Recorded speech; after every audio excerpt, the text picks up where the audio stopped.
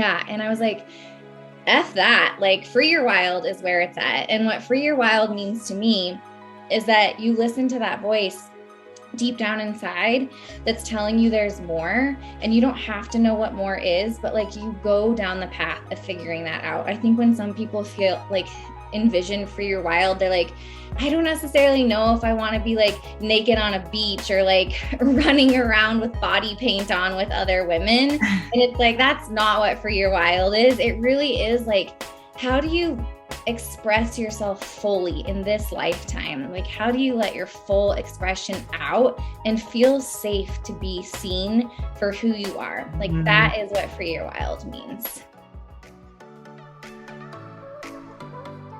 Welcome, Badass Manifester. I am so glad you are here.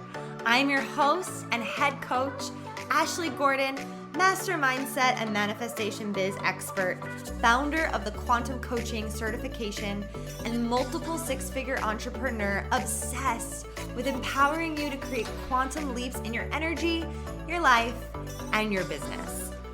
This is the show to help you make magic your everyday normal, where the ripple effect is real and the guest experts are world class. My mission is to power your conscious and subconscious mind with manifestation teachings, business tools, and coaching techniques to put your potential into action. Consider this your weekly up level. Are you ready for quantum transformation? Let's do this. Welcome back to another episode of the Badass Manifester podcast. I'm so excited. I have such a good guest for you today, as always. And today I'm interviewing Diane Miller. She's the founder of Free Your Wild, which is a movement all about helping women really learn and heal their nervous system. She teaches women how to heal their nervous system, how to regulate their nervous system. And she's an expert at subconscious reprogramming. And today we're going to jam out all about the topic of worthiness, because that is something that it comes up in every single one of us.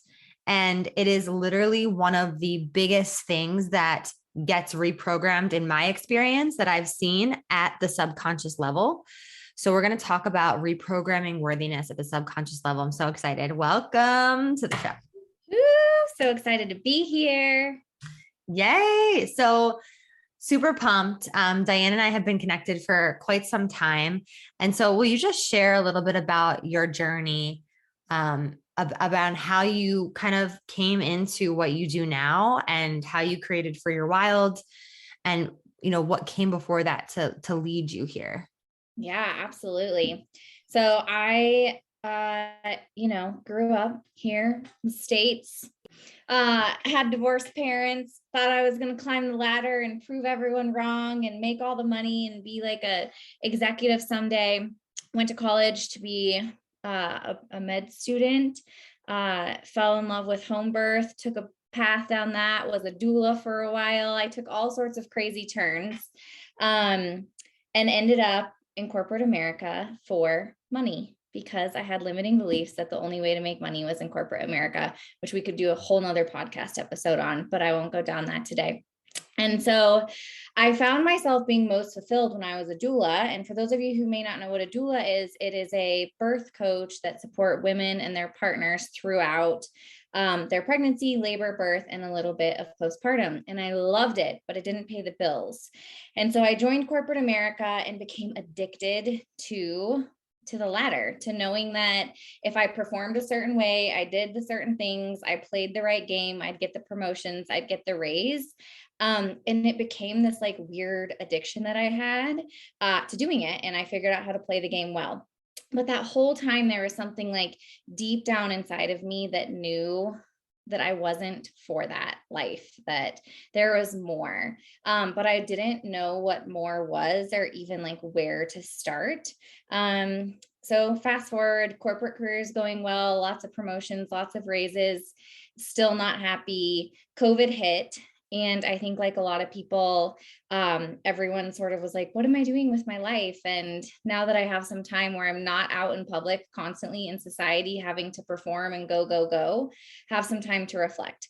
So I went on a trip to Sayulita, Mexico, and was like doing yoga every day and feeling the breeze. And I don't know if you guys ever have these moments, but it's like you just feel like so alive. Like even the birds chirping is exciting because it's just like everything's so alive. And I woke up on that trip one morning and I was like, I'm going to be a life coach. And I had never really even heard of life coaching other than like when they make fun of it in the movies and on TV shows, like it's a joke or something. I didn't even know what it meant or like what I was going to do, but I had so much clarity in that moment when I woke up that morning that like, that's what I was going to do. So I think I got back like that next week actually and signed up for Quantum Coaching Academy, like within. I remember you were like on your way home. We had our application call and you were like, you were either leaving Mexico or you were getting home from Mexico soon. Yeah. And yeah, you were like, this is it. Yeah, I think I had just gotten back and I don't even know how I found QCA. I know I had listened to some of your podcasts, but it was like in those moments where I was like not scared of anything. I was just fully following my intuition and not worrying about like what was going to happen next. Which like when you're in the flow of being able to do that, it's like so freaking magical. So signed up for QCA, founded. Wait, just on that quick note, like how do you credit being in the flow to like the download that you got of like, this is what I'm doing and it just felt right and you followed it and you didn't second guess it? Like, how do you not second guess that? Yeah, it's a good question. So I think it was one of those things where I was so sure that what I was doing wasn't working. Like Mm-hmm. I was 100% clear that what I was doing wasn't working for me. I mean, it was working in the sense that from the external world, like it looked like I had everything that we're quote unquote supposed to have in life, but I knew deep down it wasn't working. And so when I woke up and got this like smack in the face that like, this is what you're going to do, I'm like, what do I have to lose? Honestly, like, what is there to lose? And so when I fully stepped into like, yeah, that's what I'm going to do, it was like one thing after another just fell into place for me. Okay. Like, Cool. yeah, which is typically in my experience what happens when you are able to lean completely in to those intuitive hits or like what your gut feeling is, that when you're able to lean into that fully, it is like things just kind of fall into place way easier than when you're forcing or resisting. And that was very much my experience. So you followed it. Followed it completely. And again, like zero idea on the how, honestly, like zero idea on the what. But if you look back on like even my high school stuff where it's like, what do you want to do when you grow up? No one knows what they want to do when they grow up in high school. Yeah. I should rephrase. Most people don't know what they want to do when they grow up in high school because you don't know who you are in high school. But one of my like greatest passions in all the land has been supporting women. And so I've done that in different capacities through mentorship at work, or when I was a doula, obviously was like massive supporting women. And so I was like, okay, this is just like the next evolution for me of supporting women. And like, I get to decide what that looks like. And so I went through QCA. I did a ton of deep healing work through QCA, worked with several coaches since QCA. And like the more I learn about myself and the more I have conversations with women, real conversations with women, it's like we're all, I hate the word like suffering or plagued, but it feels like we're all suffering and plagued with the same stuff. It's like the same thing. And it's just like, what flavor is it and how potent is it in your life? And I was like, how are we all not fixing this for each other? Like women lifting women up and having these conversations. And so that's when I was like, I think when I first met you, my business name was like Diane Miller Coaching or something. Yeah, it was. Yeah. And I was like, F that, like free your wild is where it's at. And what free your wild means to me is that you listen to that voice deep down inside that's telling you there's more, and you don't have to know what more is, but like you go down the path of figuring that out. I think when some people feel like envision free your wild, they're like, I don't necessarily know if I want to be like naked on a beach or like running around with body paint on with other women. And it's like, that's not what For Your Wild is. It really is like, how do you express yourself fully in this lifetime? Like, how do you let your full expression out and feel safe to be seen for who you are? Like, that is what For Your Wild means. That's so beautiful. I love that so much. And I remember you sharing that. And I was like, that's it. Like all of that, like, that's what people need. Like it was just like, and then you changed your Instagram name. And yeah, that was great. That was so great. And now you can't see Diane, but I'm looking at her office, and she has this pink neon sign behind her on this like lush green wall of like leaves, like jungle vibes. And it says For Your Wild. And it's just perfect. It's so good. So cool. Thank you for sharing that. I think it's important to know, just the background of like where you come from, what your story is, just so people, I think it's easy to like look at you now and like be like, okay, how did you get here? You know what I mean? And we all have a story. So let's dive a little bit deeper into this topic of like what plagues women, because I think that you're right. I think there's a lot of generational and past life accumulation of beliefs that are kind of stuck, and they get stuck in our cells essentially. Right. And so in your work and what you've discovered, like, what do you feel is the thing that is like encompassing of it all? Do you believe it's worthiness, or do you believe it's something else? I think worthiness is a huge one, because worthiness is such a huge topic. And it's like worthy to receive money, worthy to receive love, like, worthy to XYZ. But it's also, I think for so many women, I only feel like I'm worthy of anything when I'm producing, when I'm serving other people, when I'm going. And I think that is very generational. Like, I think for our mothers and grandmothers' generations, like their worthiness was tied up in like, how quote unquote good of a home do you run? How quote unquote good do you do at raising your children? How quote unquote good of a mother are you? Mm-hmm. And over the generations and over the years, like that has migrated to where we are today, where it's like women are expected to lead in the workplace as business or as executives or people managers or in their own businesses, and they're still expected to lead fully at home in many situations. And so not only do we have our trauma that's coming from our mothers and our grandmothers that are wrapped up in these identities around what worth is, but we've also added into it this layer where like women today, like we're in such a cool place in the sense that like we can go after anything we desire now. Mm-hmm.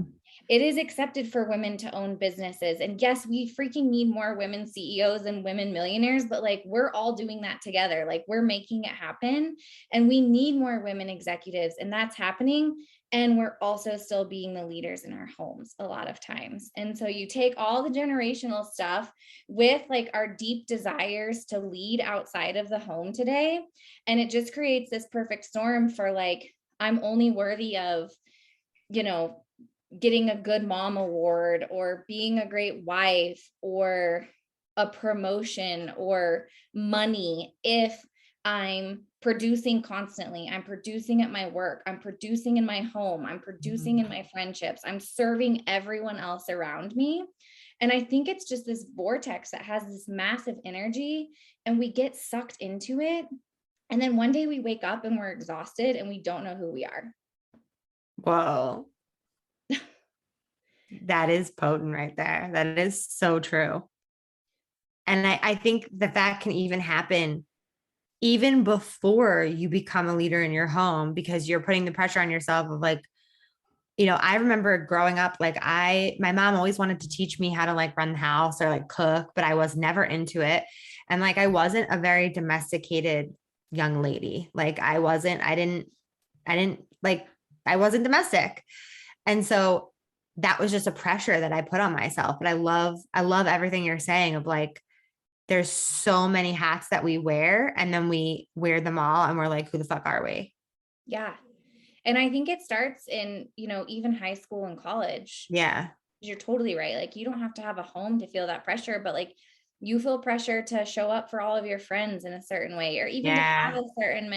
a certain number of friendships, or like to be the friend that always shows up and never says no, and like hosts the parties and does the things, and you want to show up well in school. And I think when you're in that younger age, you're like, I want to find, a lot of women want to find their person, or, whatever it is. And so they're like, there's pressure constantly. Um, Mhm.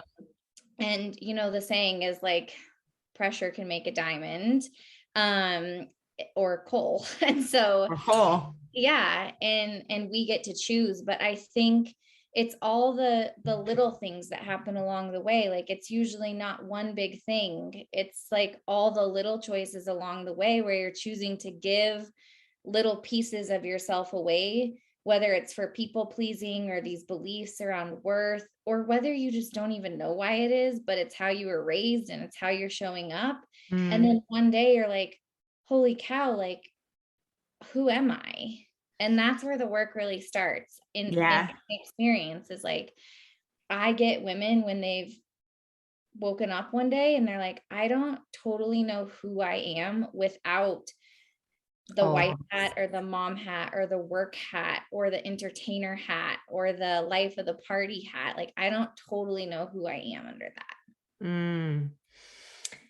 I remember feeling that way so much. And I remember feeling like almost like nothing mattered because I didn't know who I was. It was like this existential like thing where I was like, nothing matters. Like, I don't understand life, but I like don't know who it was like so bizarre. But you're right. That is where the work begins. So like for someone who might be in that spot, where do they even begin to start to figure it out? Yeah. So I think it starts with, I talk a lot about this, but identities. And Mm-hmm. so we build these identities around who we think we are, or who we should be. Mm-hmm. And so, like, if you are identifying as a woman who's climbing the corporate ladder and it's a big part of your identity, like, check in. Do you want that? Like, who are you if you don't have that identity? Like, who Mm-hmm. would you be if you weren't the woman that's climbing the corporate ladder? Or this can show up sometimes with like, this isn't intentional, but like, we get addicted to the struggle. We get addicted to things needing to be hard. And so Mm-hmm. it's like, we get addicted to having a schedule that's booked from 6 a.m. in the morning until 8 p.m. at night. And then it's like, we complain that our schedule is so busy and we have no time, and like, we're so stressed out, and we don't know who we are without having a fully booked day. And so I think it really starts with these identities of like, what kind of identities have you built around yourself, and Yeah. are they really serving you?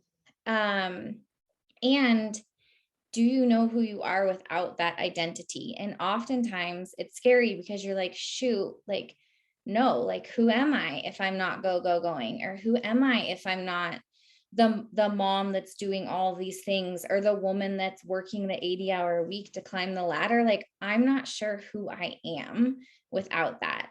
And so I think it starts with this awareness around like, what identities have you built in your life? Are they serving you? And it's okay if when you answer that, you end up with like, oh crap, like, I don't totally know who I am.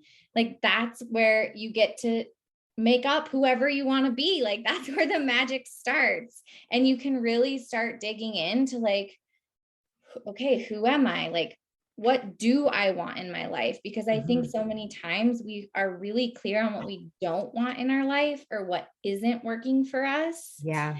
We're not always amazing at identifying what is working for us in our life. Like, there are things that are working for you in your life today, even if you're having a lot of pain points. Like, there are things that are working for you in your life today. They're just hard to see when the focus is on all the things that aren't working or aren't feeling good. And we're really good at saying like, I know I don't want this. I don't want this. I don't want this, whether it's in our job or our relationship or our bodies or like whatever. Mm. So like, how can you shift the focus from away from what you don't want to like getting clear on what it is that you do want? that question alone can change your whole life, literally. Like that can be so life changing. I know it was when I heard that question for the first time and I was like, oh, that's that's what I have to do. Okay. Like such a simple shift. It's practice for sure to like start picking those things out of like, oh, I just noticed I didn't want that. Okay, what do I want? Like it's a moment by moment practice, you know? Wow. Okay, so what do you think is like what do you think is at the root cause of um holding on to these identities other than like feeling like you don't know who you are? Like that they're giving that people a purpose? I think it can be purpose, and also like it gives you safety. I think when we feel like we have control over things, which that could be a podcast, like control is an illusion. But when we feel like we have control over things, it can make us feel safe, especially for people who have any sort of trauma in their background. And you don't have, and I'm not talking like major trauma, it can be all the tiny traumas that happen to all of us through life. So all of us are walking around with trauma. And um, there can be safety in control. And when you have an identity like I'm climbing the ladder, or I'm really busy, or I am the mom who does all these things, you have control over that identity because you know exactly how you're quote unquote supposed to show up. You Mhm. know exactly what the role is, what boxes to check, how to play the game. And there's safety in that. And it can feel unsafe, unfamiliar, like rocky territory when all of a sudden you're like, I can define whoever I want to be. Well, Mhm. then, like, there's not a lot of control there because there's no rule book. And that's, I'm all about like, screw the rules, make up your own rules. And that sounds really easy, but it can be really hard because when there's no rules, you got to show up and be you and let go of some of the fear of failure, of worrying about Yeah. what other people think, of messing up or doing it wrong. And just know that, like, when you're fully expressing yourself, like, you can't F it up. You're not going to screw it up. And it doesn't matter if people understand what you're doing. And I say this all the time, but the more you love the choices you're making, the less you need other people to like them. And the more you can step into that energy, the Mhm. more you can truly like feel it. So I think I answered your question in a really long way, but No, it's okay. It was beautiful. So how do you do that personally? Like that last piece that you said, like how do you, you know, start loving your decisions? yeah, this is again where I think we get stuck on like it has to be this big thing, and it doesn't. It's like, how do you choose what feels right for you in all of the little choices? Like, even like, what time are you getting out of bed? Are you eating Yeah. breakfast? Like all of those little things too. Hey, someone said something and it really bothered me, and I get a choice on how I want to handle this. And so it's like in all those little moments and all those little decisions, Yeah. So many decisions there's just, I mean, we all make decisions all day all long, right? day. And so this is where the subconscious programming comes in, because science tells us that 95 to 98% of those decisions are on autopilot. Like when you drive somewhere and you don't know how you get there, that's how a lot of people live their lives every Yeah. day. But when you can be really present and conscious in the decisions you're making and choose yourself in those decisions, all of a sudden you're going to start noticing that, like, oh, I feel better. And it's because in all those micro moments, you're making decisions that serve you, and you're still safe. And you realize that you can do what's best for you, and other people don't have to love it, but you're like feeling pretty good. I'm just hearing the word alignment. It's just you're really aligning to your truth. Yeah. Yeah. And I don't know if you find this with your clients, Ashley, but I know I do. It's like, I don't know what my truth is. And that can happen too, where it's like, I don't know how to trust if what I'm feeling is my instinct, like, or is it's a gut feeling, or is it my soul? Like, how do I know what is what? Yeah. I think that's where so much of this work can be really powerful, is like, we each have a human and we each have a soul, and the human is the part of us that's trying, or some people refer to it as the ego, trying to protect us from failure, looking silly, or Being making embarrassed. yeah. And it's like, but our soul has desires and wants and cravings, and it knows exactly what's best for us. And so when we can clear out some of the cobwebs, we can get clear on like, my human's not bad. My ego isn't bad. It's trying to protect me. Mm-hmm. And what my soul is asking me to do or telling me to do is freaking scary as hell. And like, can I choose what my soul is asking for in this moment, even though it feels a little bit uncomfy? That's, I think, the part that people don't want to deal with, is like that following what your truth is in any given moment might not be comfortable, but it's also not comfortable bending yourself or dimming yourself or making yourself small to appease somebody else. Cause it's like, yeah, that might have been comfortable, but it's ultimately uncomfortable too. So you're making two uncomfortable decisions. Totally. And like, one is temporary and one will keep you where you are. And so it's like, oftentimes we avoid hard conversations because we don't want to have the hard conversation. So instead we stay in a situation that's hard. But it's like, Right. if we could have the hard conversation, we could maybe fix a hard situation. And it's same with these like little soul decisions. Like, we avoid what could be temporary uncomfortableness and sacrifice 5 years, where in 5 years, again, your soul is like, hello, I'm still in here asking for this thing. And you're still avoiding it because it feels uncomfortable. And it's like, what is more uncomfortable? Like staying where you are today, knowing there's something more for you, Mm-hmm. or doing some uncomfortable things to get to where you want to go.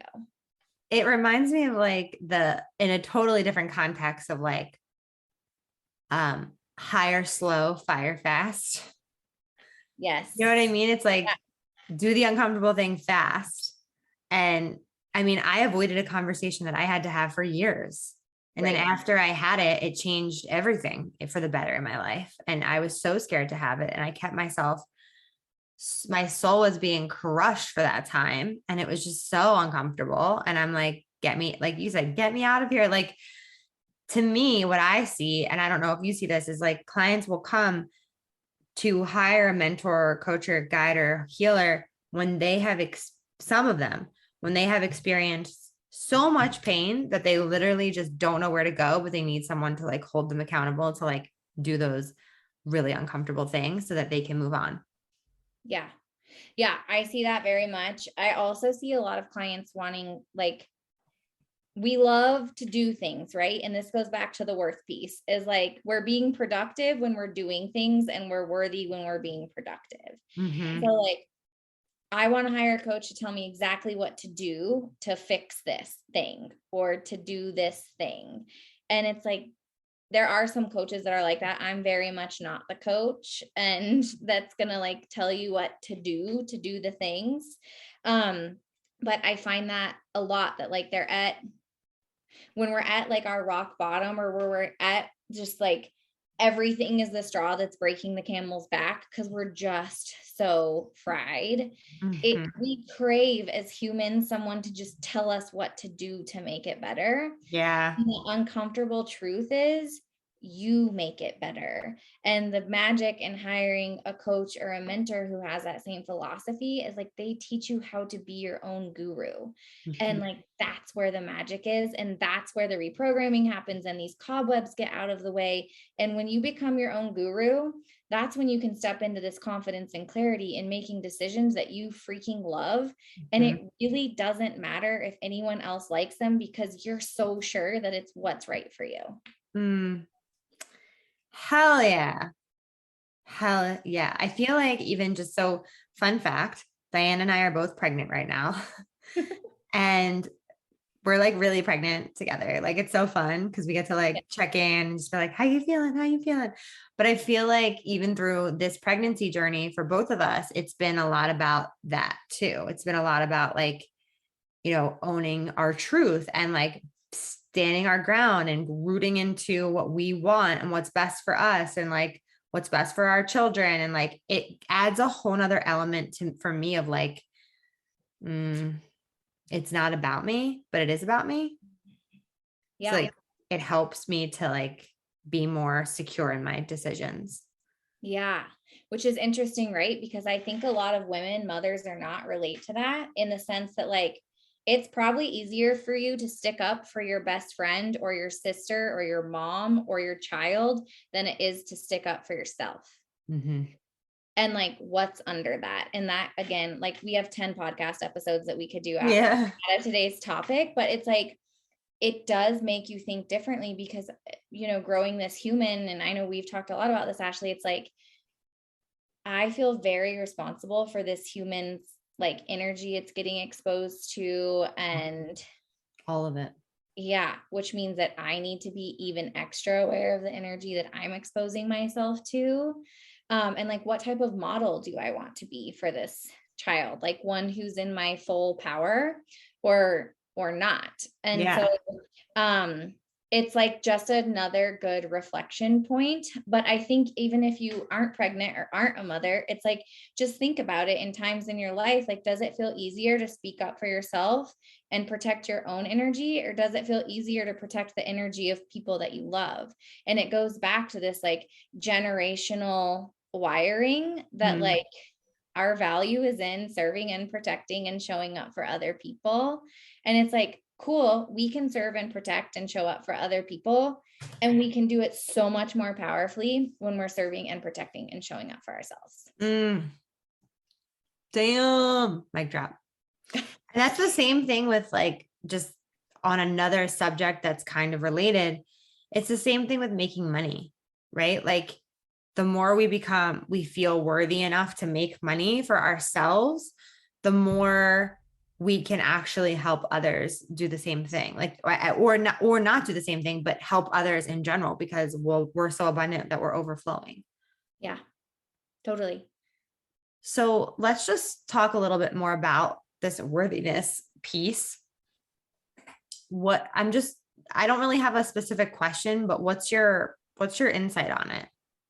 My insight is that you are worthy of anything and everything you desire in your life, regardless of how much you're doing or producing, regardless of what you've done in your past. It doesn't matter if you've done stuff in your past that you're not proud of, that feels out of integrity now, that, you know, I think so many times when we make mistakes in our past, we like feel like we should pay some price or continue to punish ourselves. And so we'll say like, because we did this thing, we're not worthy to have this thing or be this way. And it's like, you are worthy because you are worthy, like regardless of anything else, how much you're doing, what you've done in your past, what your parents told you, what society is telling you. Like, I think at the foundation of this worthiness thing is like, you don't need a reason to be worthy. You are worthy because you are. And like hearing that, it's like, yes, that is true. And I feel like people listening right now are probably like, yes, that feels true. But I still feel like there's this thing telling me that I'm not. Yeah. Yeah. It's like a triggering fate. It can be a triggering thing to say like, you're worthy because you are. And I would just encourage, if you're hearing that right now and all this stuff is bubbling up for you around like, yeah, but like what I did was really bad. Like, like an example of this that I've heard a few times is like, I'm not worthy of love because I slept with a married man. And that's like a very extreme example, but like, just to like, you know, put some context around this, it's like, okay, well, that was a version of you that you were whenever you did that. And that's not who you are today. And that's not what you're doing today. And it has zero bearing on what you're worthy of today. Or like, I don't feel worthy of money because like I got an inheritance or did this thing and I blew all of it. I lost all the money. So now I don't feel like I'm as worthy of money. Like, it doesn't matter. Or even people that didn't blow it. So I know people that have trusts and have a lot of money and they don't even need to work. Like they have inheritance, but they feel like really ashamed and unworthy of it. Yeah. And so it's like, if you're listening to this and when you hear like you're worthy because you are, and you get a half of second of like, oh, you're right, I am. And then the rest of your voices turn on telling you all the reasons you aren't, like notice that and get curious about it and dive in. Like you can do this with yourself if you're, don't have a coach or a mentor right now, but like, why do you believe that? When did you start believing that? Do you really believe it's true that because you did that, you're never worthy again? Or like, what is the penance you believe that you need to pay to be worthy? Or how many hours of work do you need to do a week to be worthy? Or how much love do you have to give to be worthy? And just like start asking yourselves these questions. And oftentimes I feel like so much with this work, at least for me, I'm like, oh yeah, duh. Or like these aha moments are like, how did I not see this before? Yeah. And so it's like, just get curious. Curiosity is so important, especially because it creates like a gentleness with yourself too. I know in my experience, and I've told you this, of like, there's some people that feel like they're not worthy, but they don't know why. Like they actually don't have, like, they're not sure what happened. And that to me leads to like more generational, like trauma that's passed down. And I know I had a huge awakening when I was trying to get pregnant for so long with like this low pain in my back. And I just didn't understand why I had this pain. And I always associate discomfort and pain, physical pain, to like the chakra system and like what's going on in my spiritual body. And what I realized was like, what doing the work with my mentor was like going deep into it. And it was like a deep, deep, deep unworthiness that was generationally passed down. It was like an unworthiness of love because my mom didn't believe that and her parents didn't believe that. So it's like, if you might be listening to, and you might be thinking, I don't really know why I feel this way. Like you can't pinpoint it. Another reason to have a coach, right? Or someone to like guide you through. But, you know, it might not be something from this lifetime. Yeah. And it might not be something that's yours. Like, right. It could be, even if it is from this lifetime, like you could be carrying around something that's not, all of us are carrying around stuff that isn't ours. And it's really hard to tell sometimes, like what is ours to carry versus like what isn't ours to carry. And it's so powerful to realize, like, I still do this sometimes with stuff that comes up from me. I'm like, oh, that's not mine. Like, this isn't mine to carry. And when you can recognize that and name it, there's like so much freedom in that. That is what happened to me, like in that moment of like, when I realized that it wasn't mine, I just had this massive release and I was hysterically crying. And when I tell you, like, I felt like I was tripping on mushrooms, like, and I wasn't, I felt like I was just having this like massive awakening moment. And after that, like a few days later, my back completely stopped hurting. Just like went away. Yeah. Crazy, right? This is crazy. So crazy. So crazy, but also like it makes sense to me. Totally makes sense. Yeah. I mean, everything that we aren't processing or feeling, our body is still taking on. So it's like in those moments where you need to feel angry and you don't allow yourself, the anger is still in there. It's just maybe now in the form of a stomach ache or something else. It's like our bodies take on everything that we aren't processing. And so when you look at like back at our childhood, like a lot of us didn't have processing skills when we were children, and depending on experiences when we had when we were kids, it's like we talk about this concept of like an inner child. It's like we all have many versions of any inner child, inner children within us, because anytime that something happened to us as a child that we couldn't process, it's still in there somewhere. It is. And so, and I know that can sound overwhelming, but it's not. It's actually really beautiful that like there's so many versions of ourselves that are inside of us and available to us. And like the more willing you are to get to truly know who you are, the more of these versions that you get to release, the ones that you don't need anymore. And the more you get to welcome in the versions of you that are like, hell yeah, like this feels super good. And I'm like living fully in my personal power. And what's possible when you live in your personal power? Like share some of that with us. I mean, everything is possible when you live in your personal power. And when you're living in your personal power, you can have freedom in a world that feels very unfree some days. You can have peace in a world that feels very unpeaceful some days. You can find stability in things that do not seem stable. And it's like when you are operating and living in a place of personal power, all of those things are available to you at any moment. And again, I know you're listening to this and some people are like, she makes it sound so easy. And the reality is it is easy. It's not simple.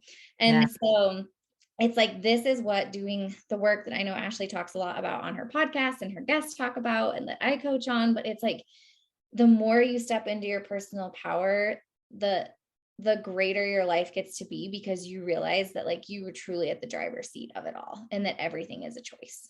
Mm. Everything is a choice. This is all a simulation. Just kidding. Yeah. Right. Everything's a choice. Well, kind of. Yeah. Yeah, no, it's so when you do own that, like everything is a choice, is just like, it's almost like overwhelming if you think about it. It's like too much. I was going to say, yeah. And I have clients all the time who are like, no, it's not. Like, I have to go to work. I have to make money. I have to clean my house. Like, Yeah. like these things aren't choices. And it's like, those are things that need to get done. And why do they need to get done? Because you choose to want to live in a home that's clean. Like, Mhm. why are you working your job? Like when you could do something, you could go live on the beach. Like no one's stopping you, you know? So it's like, it is like this radical accountability. And it is hard. It can be a hard pill to swallow at the end of the day, that like, but truly, if you look at things in your life, like you're choosing it. Yeah. That's when you, like you said, you begin to take the ropes back and like you get into the driver's seat, and then you get to have fun with it. Like after I think awakening has like different levels of like, first it's like, oh my God, I'm the creator of my life. Oh my God, this is awesome. And then you start diving in deeper into yourself and you're like, fuck, I'm the creator of my life, man. Like, and then once you get through some of the mud and you start to like make some way, it's like, yeah, I'm the creator of my life. Let's go. Like, what do I want to choose today? What do I want to intend today? What do I want to call in today? And then you get to have fun with it. You get to decide your energy, you get to decide your vibe, you get to decide what you want to manifest, what you want to call in. And like, that is like the most, I don't know, it's the most magical feeling when you can really like own that. Not only do you have a choice, but you're also the creator. Totally.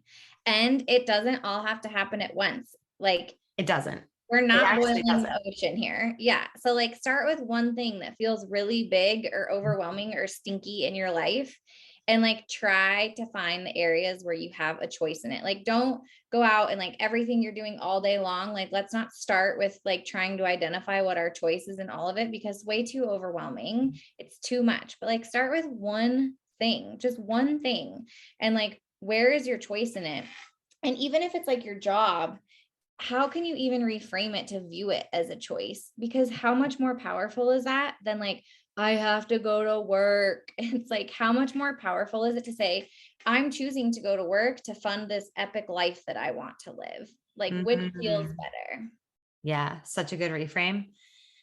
It's so true. It's putting your rose-colored glasses on in every situation, but also like not bypassing your emotions. Cause that used to be me. It's like I used to like put my rose-colored glasses on and be like, life is amazing. I'm great. I'm great. I'm great. And then I would like not deal with my feelings. Yes. And you can do both at the same time. Like you can choose. Yeah. Like you can choose to view your job as a choice, and you can also have really hard days or have people say things that make you feel sad or angry, or like you can have the choice and feel the feelings at the same time. Mm-hmm. Mm. Have the choice and feel the feelings at the same time. So Yeah. good. What are some tips that you have to help someone? I mean, there's so many in this episode, but like if we can synthesize them down into like a few steps for people to like start to own their choices more, or like, I don't know how, like whatever you want, however you want to take that, wherever you want to take that. Like, what is your What are your words to them? I think in order to recognize that you get to choose your choices, you have to be in this moment right now. And because it is physically impossible to make a choice in this moment when your brain is worrying about something that happened yesterday or 5 years ago, or having fear about something that's happening tomorrow or a year from now. And so it's like, how can you in this moment be in this moment fully so that you are in a space to make a conscious choice? And I think that's where it all starts, is conscious choices, because otherwise our subconscious is driving the plane. We don't always know where we're going. We're just on it. We are on autopilot from the time we leave our house to the time we get home, or 8 to 5 or whatever it is. And it's like, you can turn autopilot off anytime by being present in this moment. And how do you get present in this moment when there's a kabillion things going on? There's a few ways. Grounding is a great way. So like, can you put your feet in the grass? And for those of you who are like, heck no, like I'm not putting my feet in the grass, it's like, cool. Can you notice what's around you? Like, I'm in a room that has gray walls and a pink light, and like, bring your body to the present. You can do just like a few deep breaths. And my fourth, and like one of, I think, my clients' favorites is like, do a full body shake. You see animals do this all the time to reset their nervous systems, but it's a great tool for humans too. It's like, there's a few different ways that you can quickly bring yourself into the present moment so you can make a conscious decision. And I think that's where choices start, is not in like a reactive state or a I'm hurrying through this so I can get to the next thing state, but like, I'm fully present in this moment and choosing this. Oh, that is so good. Such good tips. Thank you so much. I think that people want to overcomplicate things, and it's really just like dialing it back, and like, can it be as easy as like just being in the present moment and bringing your whole self here and bringing all of your energy here and figuring out what's true for you right here, Yeah, totally. Um, And that's where nervous system regulation is so important, because if you have a fried nervous system or a very dysregulated nervous system from trauma, it is extremely hard to be present in this moment, because you are living in a state of freeze, fight, or flight mode. And when you're in that state, it is very hard to be present. So if you're listening to this and you're like, Diane, I take the deep breaths and I notice where I am, or I put my feet in the grass and I still feel like I can't be present, nothing is wrong with you. We all have had trauma to our nervous systems, and the more that you can learn to regulate your nervous system, the more you're going to be able to be present in this moment and feel safe doing that. So important. And I think about people in my life who are so stuck in the past, like they hold on to so much resentment from the past that they actually can't, there'll be a really happy moment happening in life and they can't take it in because they're looking for something to be wrong with it, or they're something's being triggered from past trauma that like is coming up in the moment where they actually can't fully enjoy. They're not allowing themselves to enjoy the moment. So Totally. yeah, so key. So key. So I always ask, and I have to ask you, what makes Diane Miller a badass manifester?